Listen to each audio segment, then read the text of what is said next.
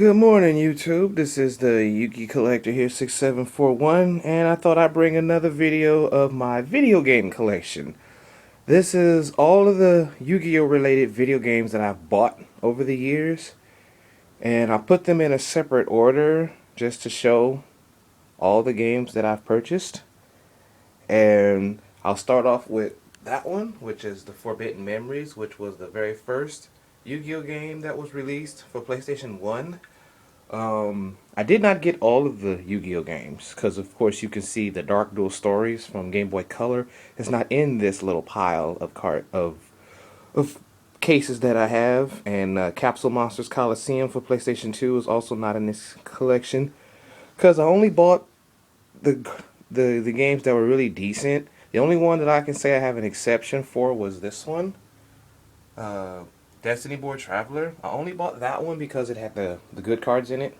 The rest of the cards that I've got that were bonus and promos from those games, I just either traded or bought those from people. So I will go down the line and show you all of the games that I bought. And you saw the first one. These are the seconds. The Yugi Power of Chaos, Yugi the Destiny, Kaiba the Revenge, and Joey the Passion for the PC. You really can't find these anywhere anymore. They're like super hard to find. Then we start off with the first one on Game Boy Advance, which was The Eternal Duelist Soul, which was a really good game. Back to Destiny Board Traveler, and then World Championship 2004. That was a lot of fun. That was actually at the championship that I was at when I got my 14th best in the US back then.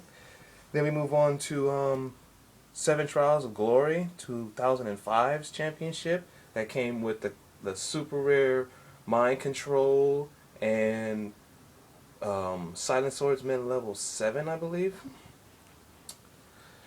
Then we go to the GX era, which was the Duel Academy. And that gave us the Winking Winkaribo and the Elemental Hero Necro Shade. That was super. Then we move on to the Ultimate Masters, which was World Championship 2006. That was a lot of fun.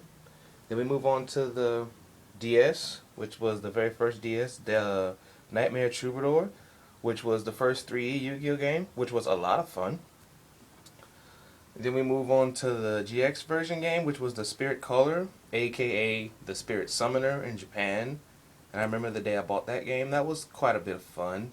It had a glitch in it that would allow you to have every pack at, I think it was 150 points if you did the cheat code right, and you basically could get every card and you wanted for just 150 points a pack, which was really good. Then we move on to World Championship 2007. That one was really good. And then we move on to World Championship 2008. That one was a lot of fun. And that closed out the GX era for the championships with Jaden on the cover. Then we move on to the 5Ds era, which was Stardust Accelerator 2009. And that one was a lot of fun.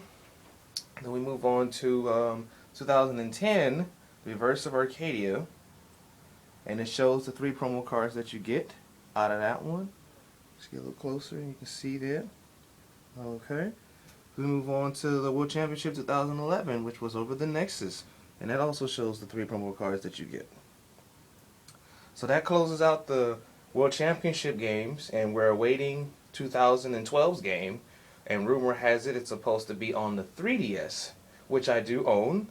And as soon as they talk about the release for the 2012's championship game, I will be buying it. And we'll go amongst the masses of all these games that I have already. Then we move on to the classics, which was Dawn of Destiny for the Xbox One, which was amazing. I wish it had online play, and I wish it had custom music that you could play in the background. But other than that, the game was by far the coolest on the old systems because it was basically a splice of the PC games. It had all 3 of those characters in it and their exact decks, but the Dawn of Destiny had other characters, like it had the Evil Merrick, the regular Merrick, the Mai, mostly all the old characters, which was basically a grandstand game, which I really like, and I really feel bad that Xbox One did not make a sequel to that. And then when they made the 5Ds on Xbox 360 for the online, the graphics were there, but the gameplay was I don't know. Then we move on to the PlayStation 2, which was the beginning of Destiny, which is a remake of Tag Force 1 for the PSP. That one was okay, because you get to actually play it in a full system. The loading was a lot longer, and the bonus cards were decent. We move on to the Wii.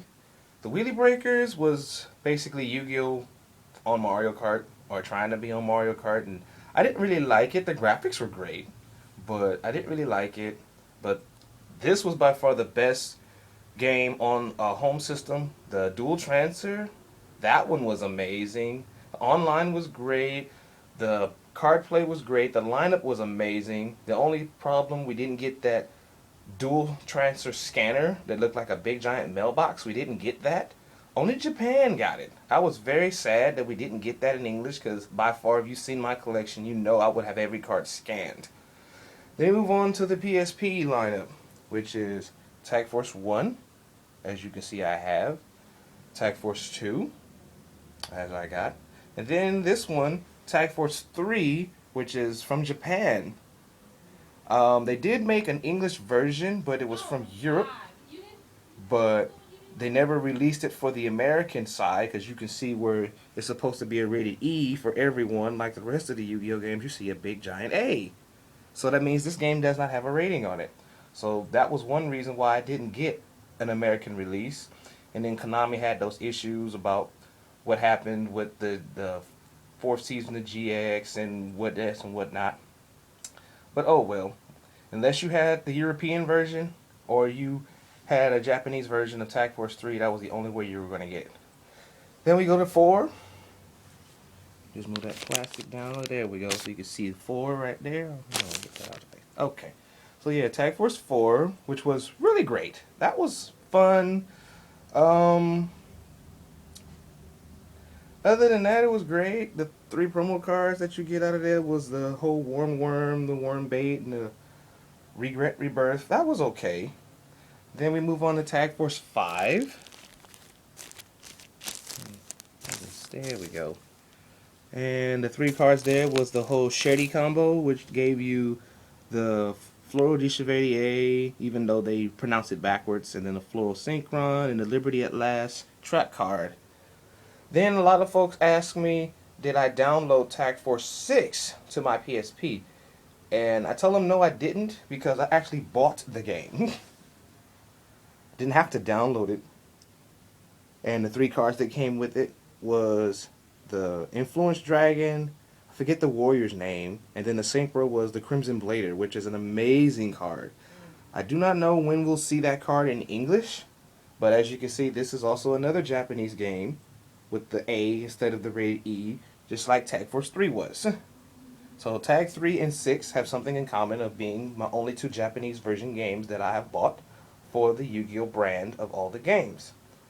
Due to the fact that the PlayStation Vita is now out to the American public, I do not believe that they will make a Tag 6 for the American public, because if they did, we would have had our European release already before the Vita was released. And I am awaiting a Tag 7 if Japan wants to continue to do the whole Tag Force engine for the Zeal version of the game. But only time will tell of what will happen. But that is the collection of all of the games that I have bought over the years. And I say that's a lot of Yu-Gi-Oh when it comes to video games.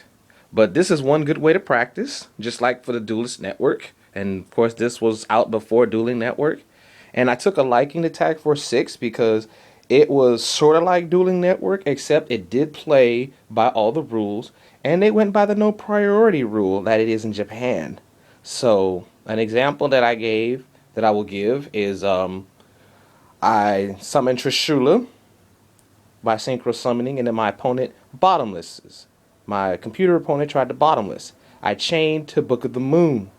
Since Trishula was not destroyed, Trishula's effect was still activated, which is very, very amazing. I asked the judge that same thing, and he basically told me yes, that would stand. on the Japanese version side where they play with no priority, that ruling would stand. So that's what I liked about it. It gave me a different perspective on how to play the game, and that was a good way to learn, by playing the version that does not honor priority anymore. So far, that was the only version game that I have played that will follow that rule. And it was a good way to teach. And that's what I try to tell all of my students, that playing the video game is a good way to learn. It is a cheap way to get into the game, so you can get the 3 bonus cards and either sell them or trade them, and then just play on your own time. Learn your decks, learn your strategies, and get all the kinks and mistakes out of your play, so when you do go to a competition or tournament, you won't have that discouragement. You will actually play good. But main thing is just to enjoy yourself and have fun. That's the whole purpose of playing Yu-Gi-Oh! Or playing anything in your life that you play. Whether it's cards, whether it's a sport, or if you're whatever. Just enjoy yourself and have fun with it. That's the whole purpose of this. And I'm going to wrap this video up now, and the next video I'm going to show is my manga collection. I mentioned that in another video when I was showcasing my mats. I will showcase all of the mangas that I have bought and read, and I'll do it with the GX mangas, the 5D mangas, and the Japanese Zio mangas, and the Yu-Gi-Oh! R mangas that I've bought over time. So that'll be my next video, and I'm about close to 12 minutes on this one.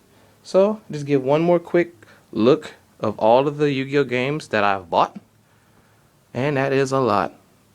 So this is the Yu-Gi-Oh! Collector here, 67401. Please rate, comment, and subscribe.